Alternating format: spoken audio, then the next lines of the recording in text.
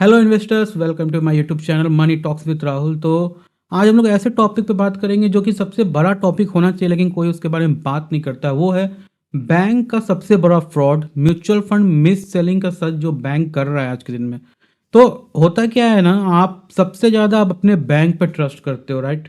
क्योंकि लोग बैंक में अपना अकाउंट खोलते हैं तो चाहते हैं कि बैंक वाले जो बोल रहे हैं वो सच बोल रहे हैं, उन्हीं पे वो पूरा ब्लाइंड फेथ करते हैं, ना कि अपने डिस्ट्रीब्यूटर वगैरह ये लोग जो एडुकेटेड हैं या उस फील्ड से पूरे जुड़े हुए हैं उस पर बिलीव ना करके बैंक के एम्प्लॉय पे बिलीव करते हैं।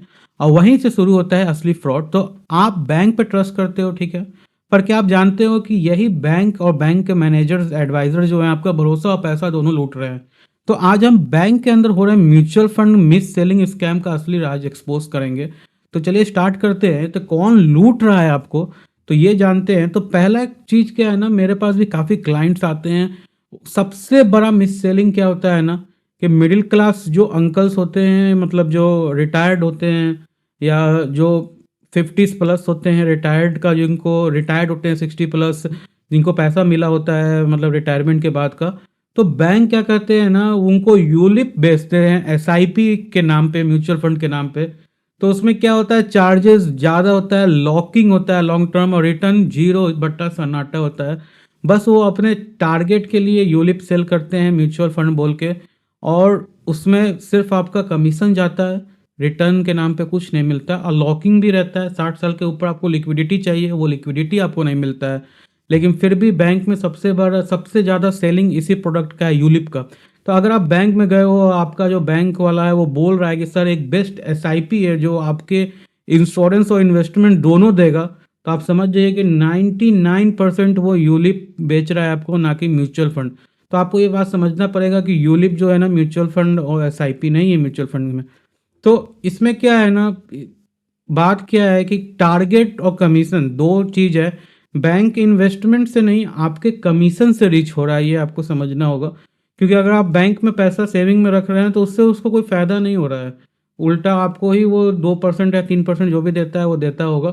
लेकिन जो सेल कर रहा है ना, मिस सेलिंग, ये यूलिप और इंश्योरेंस म्यूचुअल फंड के नाम पे जो बेच रहा है ना, उससे उसका कमीशन से जो होता है ना, बैंक बड़ा बन रहा है। तो रेगुलर म्यूचुअल फंड में क्या होता है ना, कमीशंस काफ़ी कम होते हैं और लिक्विडिटी होता है, तो उनका इनकम थोड़ा कम होता है। बट यूलिप में कमीशन ज़्यादा होता है, तो उनके लिए एक जैकपॉट होता है, और आप बन जाते हो बैंक से, क्योंकि उसमें लिक्विडिटी भी नहीं है, काफ़ी उसमें लॉकिंग पीरियड रहता है। तो आपके लिए बेस्ट क्या है कि आप म्यूचुअल फंड लें रेगुलर प्लान में या डायरेक्ट प्लान में, जो आपको सूट करे। म्यूचुअल फंड बाई करें, ना कि यूलिप। इसलिए वो आपको गलत प्लान सेल करते हैं। तो जब भी आपका जो बैंक वाला बोले कि सर ये टॉप परफॉर्मिंग फंड है, तो आप समझ जाइएगा कि एक्चुअली हाई कमीशन फंड है, टॉप परफॉर्मिंग फंड नहीं है।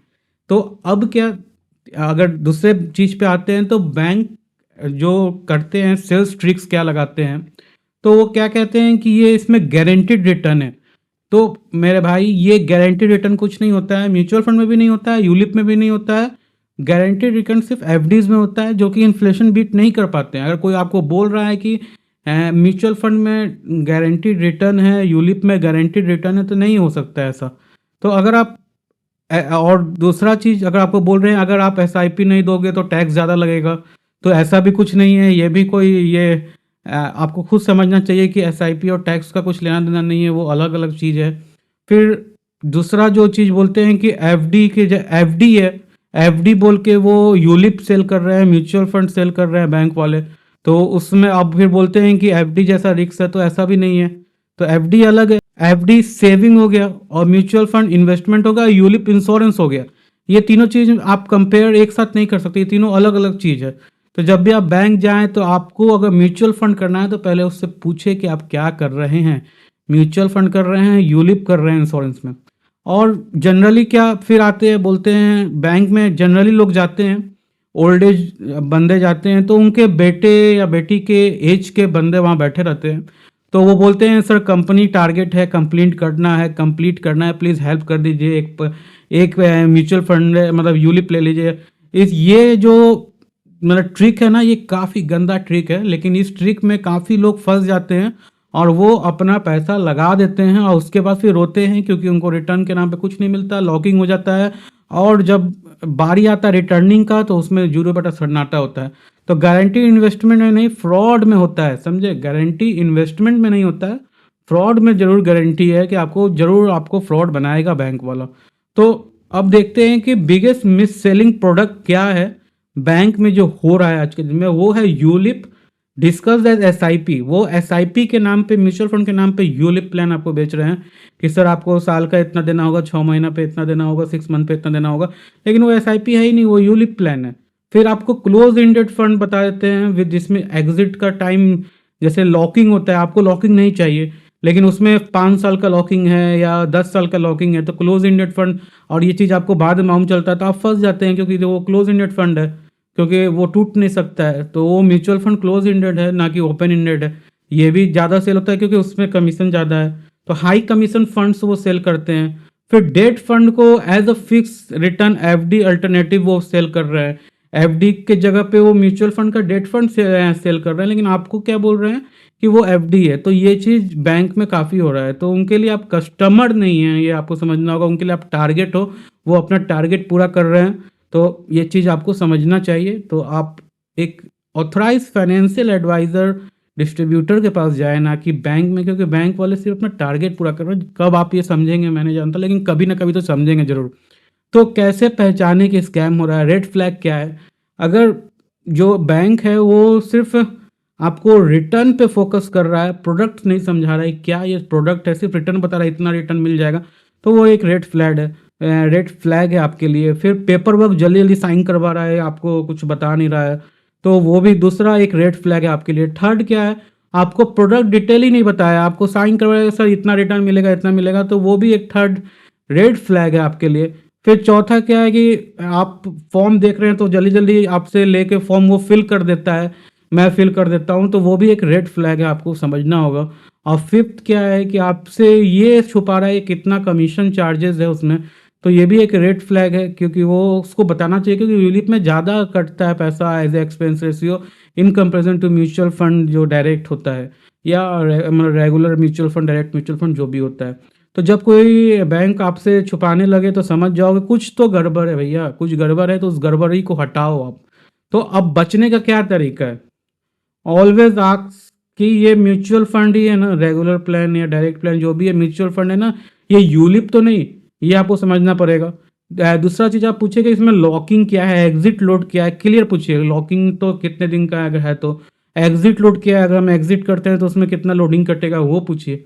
आप अपना गोल खुद डिसाइड कीजिए या आप फाइनेंशियल एडवाइजर से बात करके डिसाइड कीजिए, ना कि बैंक में जाके रैंडमली कहीं इन्वेस्ट कर दीजिए। फिर review documents before sign, sign के पहले अपना डॉक्यूमेंट्स रिव्यू कीजिए।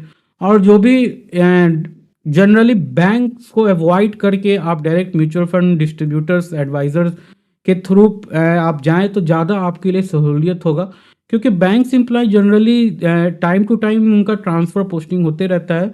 तो एक बार वो सेल कर दिया, उनका टारगेट पूरा हो गया, फिर वो प्रमोट हो गए तो वो अपना चल गए। लेकिन एक एडवाइज़र या आपका एक डिस्ट्रीब्यूटर एडवाइज़र जो भी है, वो आपके साथ हमेशा रहेगा, क्योंकि उसका क्लाइंट रिलेशन पे ज़्यादा फोकस रहता है इन कंपैरिजन टू टारगेट पे। तो आपका पैसा है, आपकी रिस्पॉन्सिबिलिटी है। ब्लाइंड ट्रस्ट आप करेंगे तो श्योर लॉस होगा, ये आपको समझना होगा। तो कंक्लूजन क्या है कि बैंक के लिए आप सिर्फ एक नंबर हो, या आप जितना जल्दी समझ जाओ ये आपके लिए अच्छा होगा। पर आपका घर ना, आपके घर के लिए आप नंबर नहीं हो, आप सब कुछ हो, एक विनर हो। तो आपको ये चीज़ अपने दिमाग में रख के ही जाके कहीं इन्वेस्ट करना चाहिए। तो अगर आपको ये वीडियो थोड़ा सा भी इंफॉर्मेटिव लगा तो आप शेयर करें, और अपना जो मेहनत का कमाई है वो ना गवाएं। तो इस तरह से आप जो बैंक फ्रॉड हो रहा है, बैंक में जो मतलब अंधाधुंध पैसा जमा हो रहा है, उस पर रोक लगेगा। प्लस आपको भी समझना होगा कि ये बैंक्स का काम सिर्फ अकाउंट ओपनिंग करना है, ना कि ये सेलिंग करना। लेकिन बैंक आज के दिन में अकाउंट पे कम फोकस कर रहे हैं, वो सेलिंग पे ज़्यादा फोकस कर रहे हैं, क्योंकि उनके पास एक हथियार है, क्योंकि आपका अकाउंट वहाँ पे है और वो बिना पूछे आपसे अकाउंट का बैलेंस चेक कर लेते हैं। अगर कोई भी, अगर आपको बैंक वाला बोलता है सर आपके अकाउंट में इतना पैसा है, तो आप इसको यहाँ इन्वेस्ट कर लीजिए। तो पहला सवाल आपको क्या पूछना चाहिए कि आप बिना मेरे अथॉरिटी के आपने कैसे चेक किया कि मेरे अकाउंट में कितना बैलेंस है।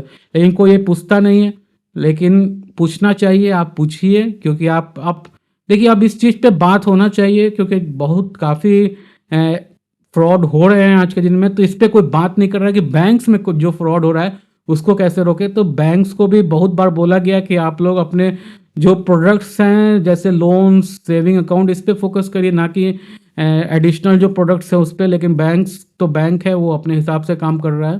तो अगर आपको ये वीडियो अच्छा लगा तो लाइक कमेंट जरूर कीजिएगा, और आप भी अगर शिकार हुए हैं तो जरूर हमें कमेंट में बताइएगा, हम आपकी हेल्प करेंगे। आपको जो भी पैसा आपका जो भी फंसा है वो निकालने में आपकी मदद करेंगे, और आपको एक सही पाथ दिखाएंगे। और या किसी को ये भी जानना है कि हम कहाँ इन्वेस्ट करें, कैसे करें, उसके लिए भी आप हमें कमेंट कर सकते हैं, तो हम आपको हेल्प करेंगे। हमारी टीम आपसे कांटेक्ट करके आपको हेल्प करेगी। तो इस वीडियो के लिए इतना ही है। होपफुली आपको अच्छा लगा होगा वीडियो। अगर अच्छा लगा तो जरूर लाइक और कमेंट कीजिएगा। Thank you.